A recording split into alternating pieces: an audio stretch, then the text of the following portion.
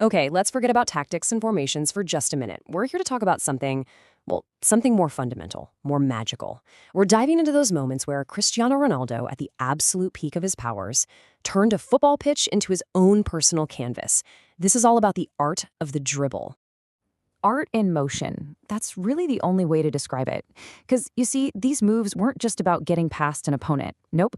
They were statements. They were moments that completely shattered our understanding of what was even possible with a ball at your feet, blurring that line between an elite athlete and a pure artist. So, what was the secret, right?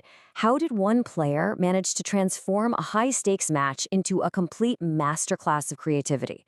We're going to break down the technique, the sheer audacity, and the genius that left millions of us absolutely speechless.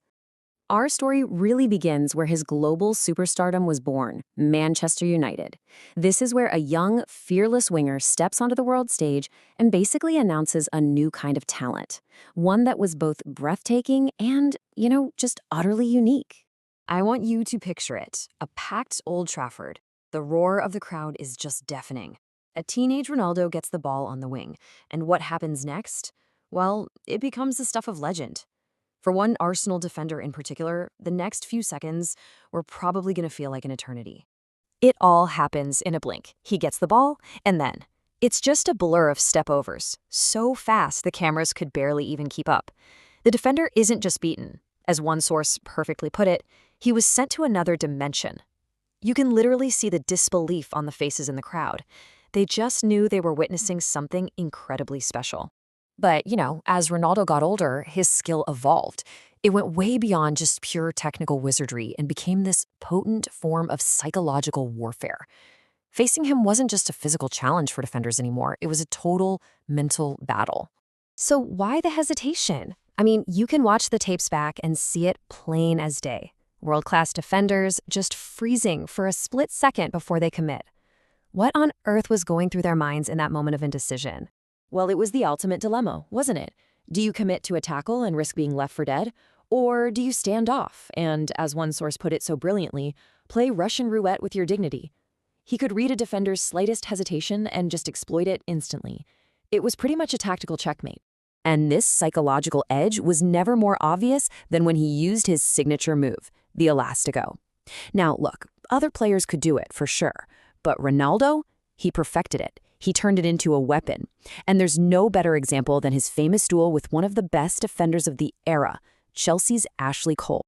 I mean, come on. When a defender of Ashley Cole's caliber openly admits he was completely lost, you know the move was perfect. He was just utterly bewildered. It was like the ball was tied to Ronaldo's foot by some kind of invisible string. Just pure deceptive magic. And that brings us to his time at Real Madrid, where his abilities hit what many people described as supernatural levels. Seriously, this wasn't just a player at his peak anymore. This was a force of nature, reshaping entire games whenever he felt like it. Exhibit A, a Champions League night against Juventus. Now, Italian defenses are legendary, right? They're organized, they're disciplined, they're like a fortress. But on this particular night, that fortress was about to be brought down by a single man. He gets the ball near the touchline, and logically, he's trapped. He has nowhere to go. 3 defenders are closing in on him. But logic doesn't really apply here. With this little flurry of feints and impossibly quick touches, he just carves right through them. The stadium, and I'm talking about the opposing fans too, gave him a standing ovation. It was that good. But could he do it under the most intense pressure imaginable? In the absolute cauldron of an El Clasico, with the whole world watching, he comes up against Barcelona's legendary midfield. And what's his response? To just casually nutmeg Xavi, one of the greatest midfielders of all time, with an elegance that completely defied the tension of the moment. Now that's composure. So, when you put it all together, what really is the legacy of his dribbling? Well, it's a story of evolution. It's the story of a player who constantly refined his craft, leaving the mark on the sport that will never fade. And this evolution is so key to understanding his genius. The young Ronaldo at Manchester United was pure flair, just a whirlwind of tricks. The mature Ronaldo at Real Madrid, he was a strategist. The flair was absolutely still there, but now every single feint, every step over, was ruthlessly efficient, calculated for maximum impact. So how did he make the impossible look so routine? Well, it wasn't just raw talent. It was an obsessive dedication to perfection. Thousands of hours on the training pitch, a supernatural gift for improvisation, and just ridiculous foot speed, all rolled into one unbelievable package. When we look back at his career, the conclusion is pretty simple. Yes, he dribbled past opponents time and time again, but it was always so much more than that.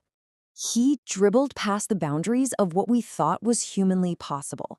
He pushed the limits of the sport and created these moments of pure magic that honestly will be replayed forever. So now I want to hear from you. What's the one Ronaldo dribble that's just forever burned into your memory? Was it one we talked about today? Or was it another piece of magic that we didn't even get to? It's just a great reminder of the pure genius that we all got to witness.